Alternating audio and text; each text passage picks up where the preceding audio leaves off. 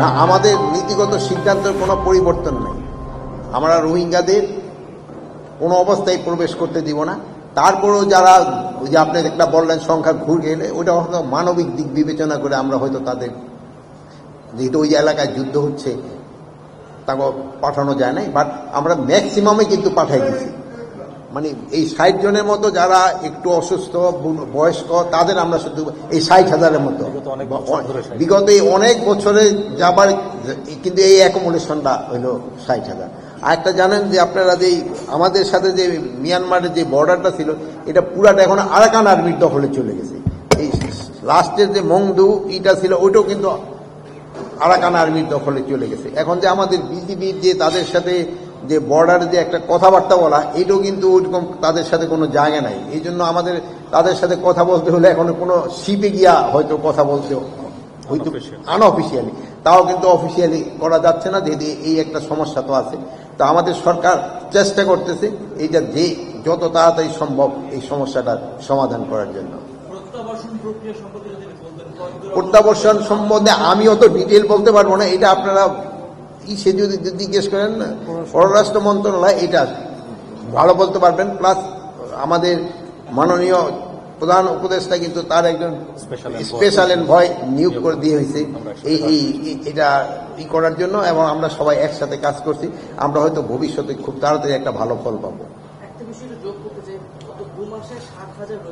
2 মাসে না, এই এত বছরের অ্যাকোমোডেশন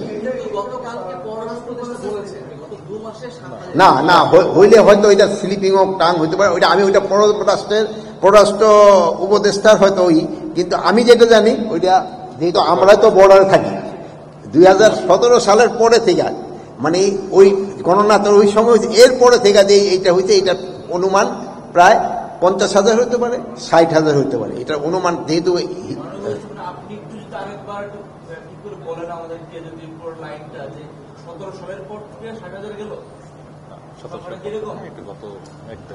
এটা প্রায় 1.5 থেকে 2 বছরের ভিতরে, গত 1.5-2 বছরের ভিতরে।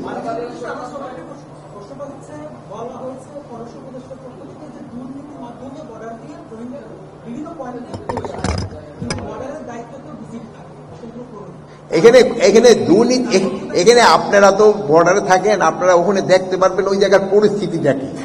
ওখানে যুদ্ধ হচ্ছে, পুরা ওখানে যুদ্ধ হচ্ছে, ওই জায়গার কি পরিস্থিতি ওটা আপনারা জানেন। আর একটা আমি আজকে আপনাদের জন্য আরেকটা যে জিনিসটা বলতে চাচ্ছি, যে আপনারা যেটার জন্য ইসের একটা পুরনো একটা কমিশন করার জন্য, এই কমিশনটা আমাদের মাননীয় প্রধান উপদেষ্টা উনি সিগনেচার করে দিয়েছেন, গতকাল রাত্রি উনি সিগনেচার করে দিয়েছেন।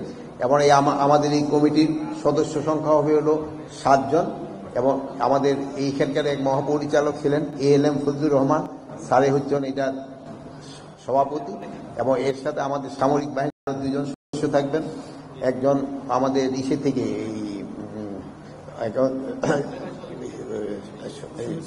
সিভিল সার্ভিস থেকে একজন থাকবেন, এবং ঢাকা ইউনিভার্সিটি থেকে একজন শিক্ষক থাকবেন, জগন্নাথ ইউনিভার্সিটি থেকে একজন শিক্ষক থাকবেন, পুলিশের একজন উপরের লেভেলের একজন কর্মকর্তা থাকবেন।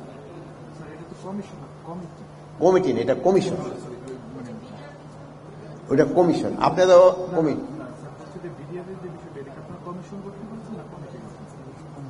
কমিশন। আচ্ছা, আপনারা ভালো থাকেন। বলেন ভাই, আপনি এতক্ষণ দেখি নি আপনাদের।